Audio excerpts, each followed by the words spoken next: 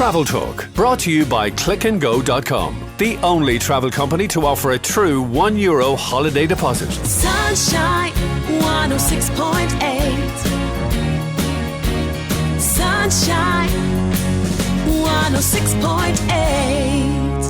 Ed Finn, always a pleasure to have you here with us. And I have to say, before we start talking about Budapest, yes, well, as a holiday destination, I couldn't help but be dazzled by your pearly whites when you walked in, because you had some dental work done in Budapest. Yeah, you know, I mean, Carol, I suppose over the years, it's one of those places that has become a sort of a centre for excellence in terms of dentistry. Like they're very advanced over there. And about 4 years ago, I lived in South Africa for a while, and I had got veneers. Stupidly decided my teeth were never that white, you know, and as a child I had antibiotics, you know, the way in Ireland, and they kind of discolour. Yeah. And I thought, oh great, get fit. And of course the thing about veneers is they're all great until about 7 years in, and they start popping off like nails, you know, so like you kind of start having dreams that you're losing. Anyway, long story short, so I had a great chat with somebody who'd been down there, and I went down and I got a full kind of mouth reconstruction of crowns, porcelain zirconium crowns, and I mean it was a third the price that I was quoted here, and it wasn't even that, Carol, but it was the quality there, right? It was, I said, 4 years ago. When I went back now, I was getting an implant done, and I'll have a crown done on that then, and it's great because, you know, all your fillings are gone, and it's just a job for life, really.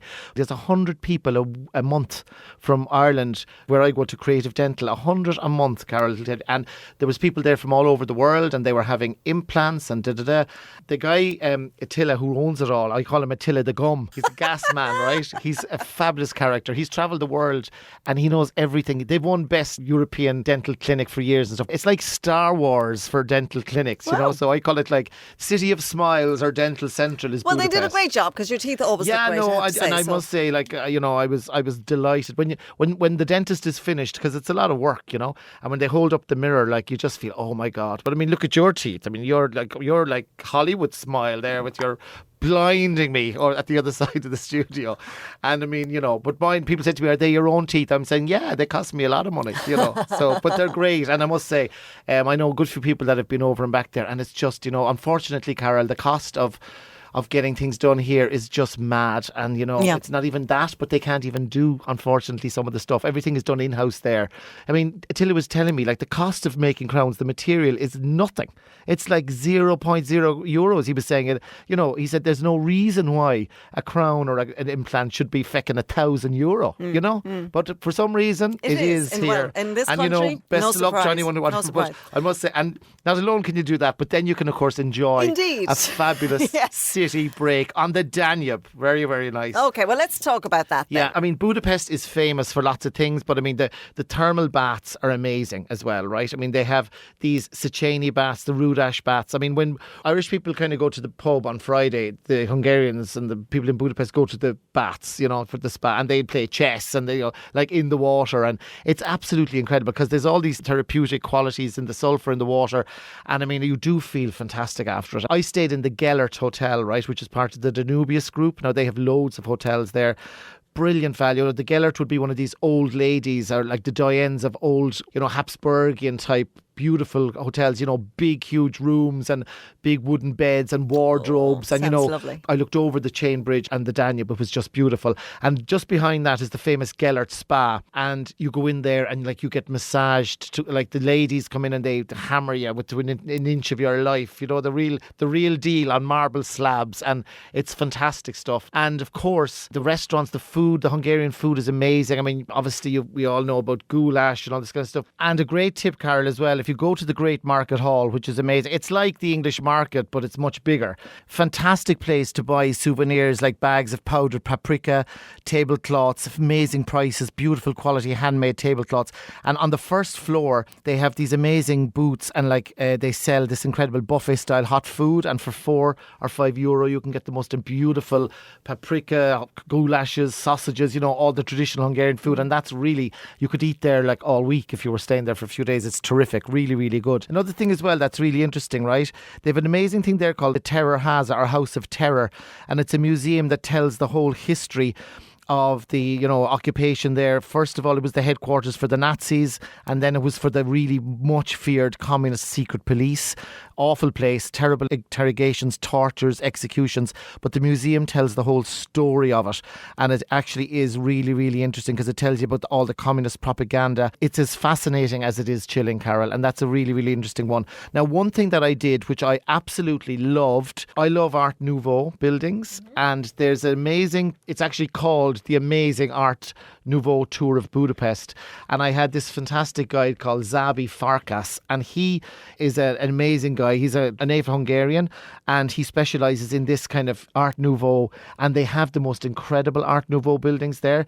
The Four Seasons Hotel, which used to be called the Gresham Palace, we started there, then we went to the Hungarian House of Art, and then that's a cafe and museum. You have the most amazing cakes there as well, by the way, OMG kind of stuff. Ed loves his cakes. Yes, the Walco House. He takes you to all these beautiful places.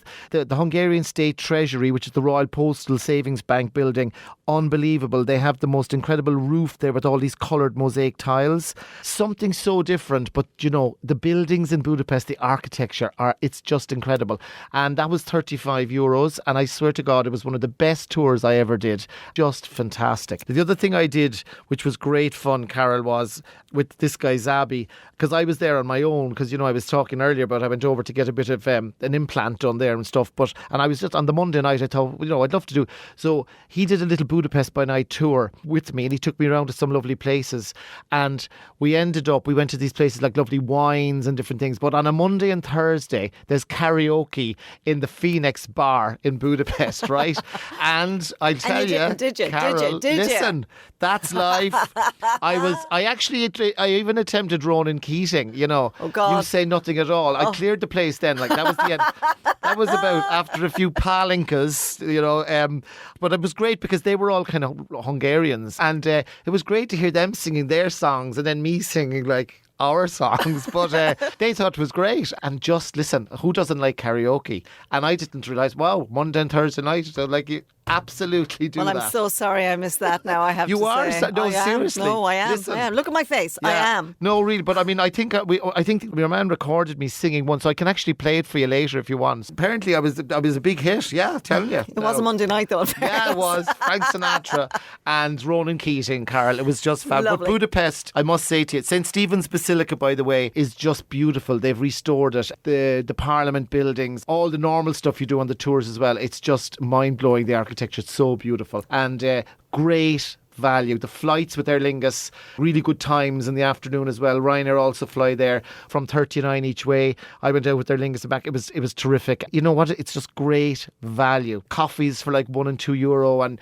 cakes, and you know, you can treat yourself to all these gorgeous, delicious treats. You know, when I was saying to Ed earlier on that I was down in County Kilkenny last weekend, and I went for a walk, but I ended up having a cup of tea and a scone, and it cost me $6.90. And this is in the middle. This is not even in a town. It's was in she wearing village. a cowboy suit? Was for she? For heaven's sake! I mean, I was wearing signs stupid, obviously, on my forehead. God. You know, so when you say that, yeah, no, I've had the same thing down in Kerry last year. There, you know, where I was buying like again, you just feel like, especially when you travel to these beautiful cities, you know, and you think, why is it so expensive here for everything? But anyway, that's one thing you love about Budapest, and they call it the Paris of the East. Do they? So you're going to love it when you go there. And if you want to get a few bits done on the old teeth, Carol, you know where to go now. I do indeed. All right, Creative Dental. Thank you for that. We'll put all that information up on the Travel Talk website as well, and we'll have the podcast of it for you as well too on the Sunshine website, just in case you missed it. Did you have a good Valentine's Day, by the way? So, what? That was yesterday. Well, that was yesterday, yeah? Yeah. Yeah, it was very...